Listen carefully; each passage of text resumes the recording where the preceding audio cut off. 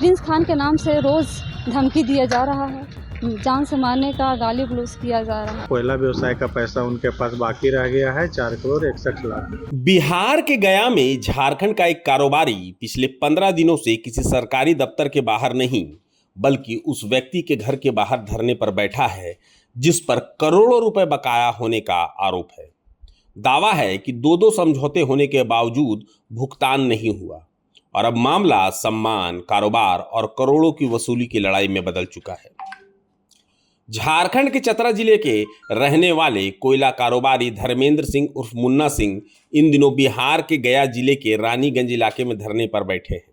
उनका आरोप है कि कोयले के कारोबार में उनके 4,61,00,000 रुपए फंसे हुए हैं जिसका भुगतान अब तक नहीं किया गया।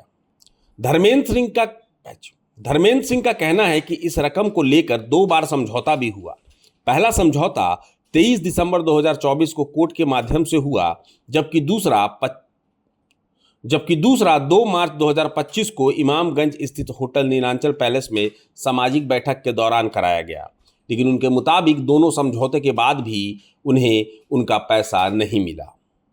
कारोबारी का दावा है कि अपनी साख बचाने के लिए उन्होंने रांची स्थित अपने फ्लैट को गिरवी रखकर 1.5 करोड़ रुपए का बैंक लोन लिया ताकि अपने अन्य व्यापारिक भुगतान समय पर कर सके। उनका कहना है कि उन्होंने अपनी जिम्मेदारियां निभाई लेकिन जिनसे पैसा मिलना था उन्होंने अब तक भुगतान नहीं किया। मेरा नाम धर्मेंद्र सिंह उर्फ मुन्ना सिंह हुआ।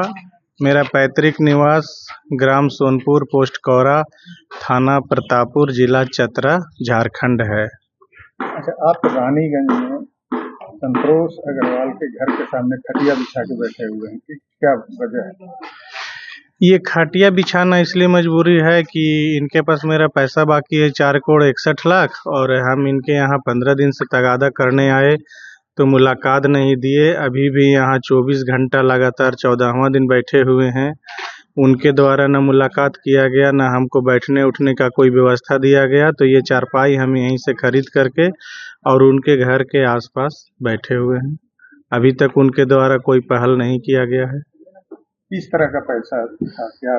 क्या हमारे उनके बीच में कोयला का व्यवसाय होता था। कोयला व्यवसाय का पैसा उनके पास बाकी रह गया है 4,61,00,000। ये मुजमानी है या कोई डॉक्यूमेंट्स है आपके पास?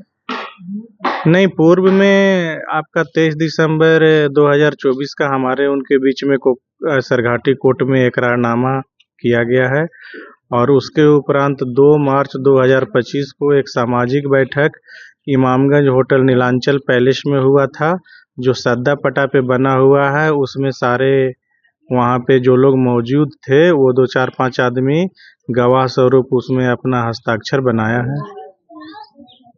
क्या कह रहे हैं आपके पैसा के विषय में? पैसा देने में आनाकानी कर रहे हैं। लगातार 2 एग्रीमेंट किया गया, कोर्ट वाला के अनुसार भी उन्होंने पैसा नहीं दिया। सामाजिक जो बैठक हुआ उसके अनुसार भी पैसा नहीं दिया। उसके बाद पैसा हमको भी अपने पार्टी लोग को चुकता करना था जिनसे कोयला खरीद कर हम इनको दिए थे।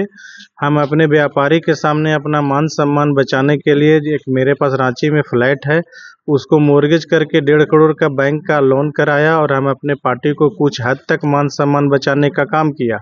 आज वो खाता हमारा एनपीए होने की स्थिति में है और जब अकाउंट एनपीए होगा तो फ्लैट भी चला जाएगा ऑक्शन में। हमारे पास कोई दूसरा रास्ता नहीं है। हम इनसे लगातार गुहार कर रहे हैं कि कृपया हमारा पेमेंट दे दें, हम चले जाएं। हम तगादा स्वरूप यहाँ पे उनका इंतज़ार कर रहे हैं। वो घर नहीं आ रहे हैं और न ही उनके परिवार लोग हम लोग से कोई बातचीत करते हैं। उल्टा हमको तंग तबाह करके हम यहाँ से अगर आप नहीं जाइएगा तो हम आपका हत्या करवा देंगे, इस तरह का लगातार हमको धमकी दिया जाता है। उनकी पत्नी आईजी के यहाँ शिकायत करने गई थी, आपका शिकायत की है और वो बता रही थी कि आपके द्वारा दबंगाई किया जा रहा है। यहाँ पर कोई दबंगाई नहीं किया जा रहा है। उनके द्वारा हमको शरण नहीं दिया गया जिसके लिए हम अपने नगवा बहन के यहाँ से 5 गो कुर्सी रखे हैं, 2 गो चारपाई लिए हुए हैं, होटल से खाना मंगवा करके खाते हैं। और ये दबंगाई वाला जो शिकायत है वो बिना एकदम निराधार है, बेबुनियाद है। हमारा पैसा बाकी है इसलिए हम यहाँ पे तगादा स्वरूप उनका इंतजार कर रहे हैं। हमारा पैसा मिल जाएगा, हम चले जाएंगे, लेकिन ये प्रण है कि जब तक मेरा पैसा नहीं मिलेगा हम यहाँ से नहीं जाएंगे। अपराधी प्रिंस खान के नाम से रोज़ धमकी दिया जा रहा है, जान से मारने का गाली गलौज किया जा रहा है।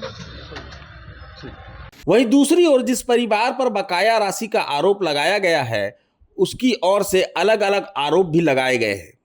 कारोबारी का कहना है कि उन पर डराने, धमकाने और दबाव बनाने के आरोप लगाए जा रहे हैं, लेकिन वे इन आरोपों को पूरी तरह निराधार बताते हैं। उनका कहना है कि वे केवल अपनी मेहनत की कमाई और कानूनी रूप से बकाया रकम की मांग कर रहे हैं। अब ये मामला सिर्फ कारोबारी लेन देन का विवाद नहीं रह गया, बल्कि करोड़ों रुपए की वसूली, कानूनी समझौते के पालन और व्यापारिक विश्वास से जुड़ा सवाल बन गया है। सभी की नजर इस बात पर टिकी है कि आखिर इस विवाद का समाधान कब और कैसे निकलता है।